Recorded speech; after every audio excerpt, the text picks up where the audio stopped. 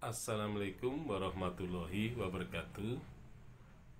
Pada zaman Panembahan Setokrapyak menjabat sebagai Raja Mataram yang kedua,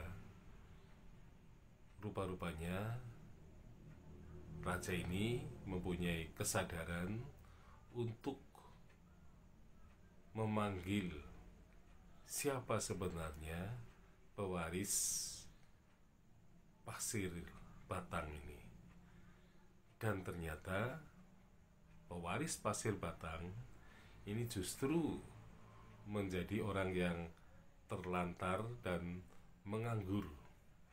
Nah, kemudian Pangeran Langkap dipanggil ke Keraton Mataram, dan kemudian ia memperoleh kepercayaan sebagai pengelola Pasir Batang, tetapi kaitannya dengan daerah atau pembentukan daerah Perdikan.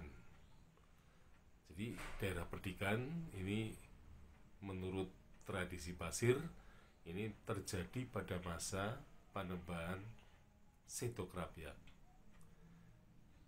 Jadi di sini ada upaya untuk memulihkan hak-hak dari pewaris Pasir yang justru sang pewaris ini malah tidak memperoleh apa-apa. Jadi oleh Sultan Pajang hanya diberi tanah sempit sekali, yaitu 100 karya. Dan tentu saja Pangeran Langkap ini tidak menerima itu, tetapi dia dengan sangat terpaksa, dia tidak melakukan protes lagi karena sebenarnya itu berawal dari kesalahan ayahnya itu. Nah, sehingga kemudian dengan diputuskan oleh Panembahan Setokrapyak bahwa Pangeran Langkap sebagai pewaris dari tanah pasir ini, maka kemudian dia mendapatkan tugas untuk selalu mendoakan raja dan kerajaan Mataram agar bisa berlangsung lama.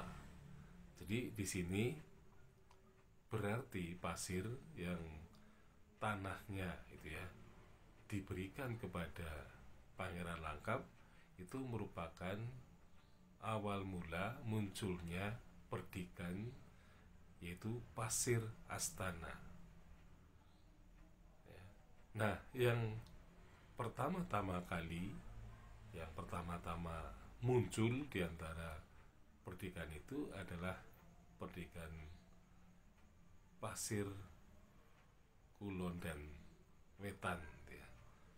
Jadi Pasir Kulon dan Wetan ini merupakan keturunan dari Pangeran Langkap sebagai penerus atau sebagai juru kunci pasir yang mempunyai kewajiban untuk mendoakan para raja Mataram dan kerajaannya agar bisa tetap lestari. Karena jika hak-hak sebagai juru kunci itu dihapuskan, maka sebenarnya hal itu tidak diperkenankan karena daerah Sima atau daerah Perdikan itu menurut keyakinan adalah suatu status yang tidak boleh diubah untuk selamanya.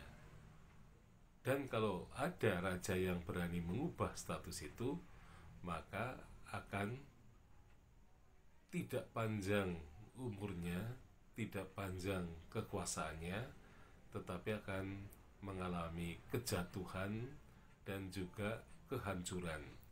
Karena di situ ada semacam kutuk yang menyatakan bahwa Perdikan atau daerah Sima itu adalah telah disumpah dari awal sampai akhir, atau bisa dikatakan dari awal sampai akhir zaman gitu ya.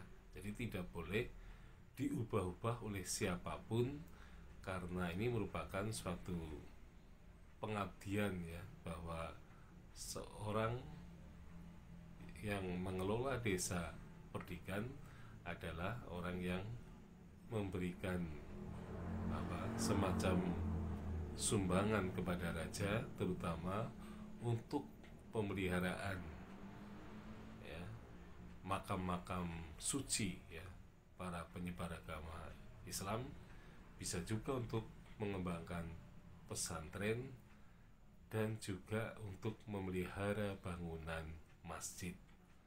Ya, sekian, assalamualaikum warahmatullahi wabarakatuh.